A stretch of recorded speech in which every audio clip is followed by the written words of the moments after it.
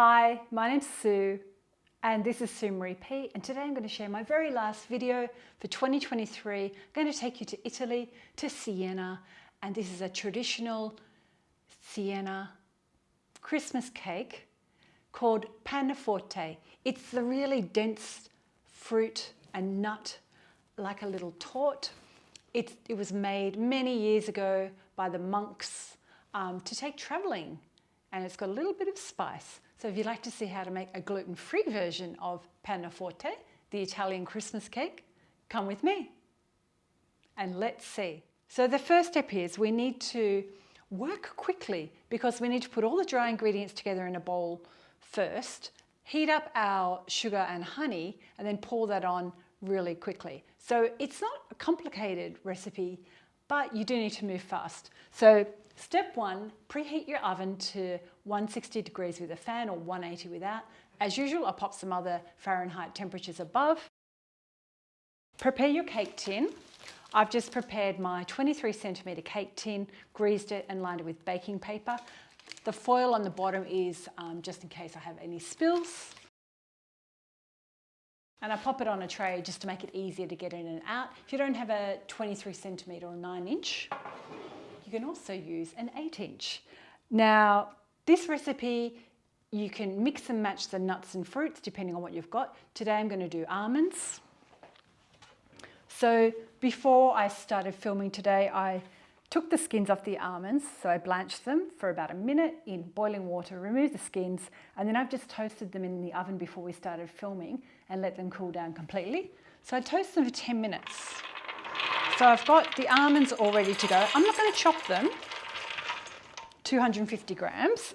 And in my fruit mix, I've got a combination of just what I had in the cupboard actually. I've got some figs that I've sliced, and to make up the quantity, I've got some prunes, which I haven't sliced, and some raisins. So there's 250 grams of dried fruit, and it's about 1 cup and a third, just depending on what you use.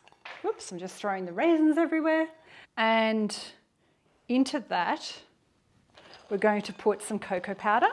So there's many recipes out there. This version has cocoa powder, but you can do melted chocolate. But this is so yummy. So I'm going to just sift that over because cocoa powder often has lumps in it. And mine's gone a little bit lumpy because I had it sitting out without a cover. Just grab a little spoon. Help that along. And there's lots of spice in this. Traditionally it has black pepper. So I've got half a teaspoon of black pepper, 1 teaspoon of ground cinnamon, half a teaspoon of nutmeg. I've just got my little notes here, so I'm looking over at them. Half a teaspoon of coriander, half a teaspoon of ginger, ground ginger, half a teaspoon of cloves. If you don't have all of those, you can just mix and match whatever you've got. So I'm going to throw all them in. And then I've just freshly grated some orange zest. You could also use lemon. I don't like this with any candied fruit. Many traditional recipes have candy fruit, so I avoid that. So, and in this little container here, I've got my flour. And today I'm using rice flour, just white rice flour, 150 grams or 1 cup. So I'm going to mix all that together. And you can do it with spelt flour, buckwheat flour, tapioca flour, regular wheat flour if it's gluten-free is not important. Okay, we're going to set that to one side. Oh, I'll just show you first. So I've mixed everything thoroughly. Now grab a little saucepan, and I'm going to do it on this portable induction hob just so you can see what I'm doing. And I'll put it on a medium heat. So in this container here, I've got my sugar, just white sugar, 150 grams or 3/4 of a cup. And in my little ramekin here, I've got honey. So I've also got 150 grams of that. Okay, let's get this boiled. This will roughly take about 3 to 5 minutes, but keep an eye on it. Once it starts bubbling, then we need to pour it into our bowl. Okay, see it's bubbling already, and I'm just going to make sure that that sugar is melted. Okay, I'm going to just wait until I can see all of that sugar dissolved.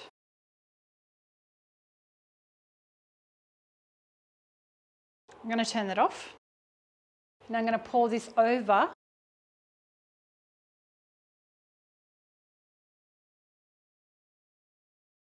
And now I need to quickly mix all of this so I see no more flour. So I can't seem to mix this anymore. So what I'll do is I'm going to add a tablespoon of water just to help combine it. And add one more. Okay, that's much better.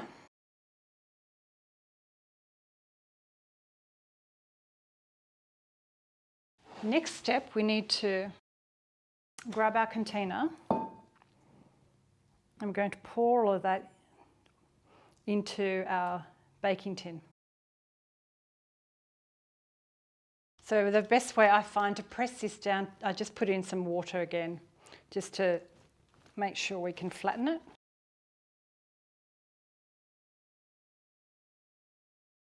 So it's all flat and pressed. I'm going to bake this in my preheated oven, which is at 160 fan or 180 without a fan, for 40 to 45 minutes. And then we need to let it completely cool before you cut into it. So my Italian Christmas cake, or Panforte, is all baked, and I had it resting on the bench to cool it down, but to quicken it up, I removed it from the tin and placed it in the fridge. So it's been sitting in the fridge for about an hour, just so I could cut it nicely for you for the film. Now, before I cut it, I'm just going to decorate it with some icing sugar. I just need to grab it from my cupboard. So I have a little container all ready to go. So all I do is I just sprinkle it, and this is a very Italian thing. Actually, in Italian supermarkets, you can buy a little container with a shaker just from the supermarket shelves, which I thought was amazing. It looks like snow. So that's what it looks like decorated. And it's quite rich, so you only need a little bit. So I've just wet my knife, and it is easier to wet the knife because you can slice through it more easily. And I think depending on how big you make the slices, it'll probably make about 12 to 16. But the Italian way to serve it is like a small little wedge like this. And then they eat it with coffee. If I can get it out. Voila! Okay. Check that out. How good does that look? I'm going to do a taste test. It's still a little bit soft because it's still a bit warm right in the center. But it looks so pretty with the whole nuts. Very rich, and you don't need a lot. So give it a go if you're looking for something different for Christmas. Sweden don't have very many desserts, so I went to my next favourite city, which is, well, my next favourite country, Italy. So have a wonderful Christmas. Thank you for all your support this year, and I hope you've enjoyed all my videos. And don't forget to hit the thumbs up if you've liked this. Subscribe if you're new here today. Write a comment below if you like this video. And take care over the holiday period, and I'll see you next year. Hej då from Sweden. Yum, yum, yum.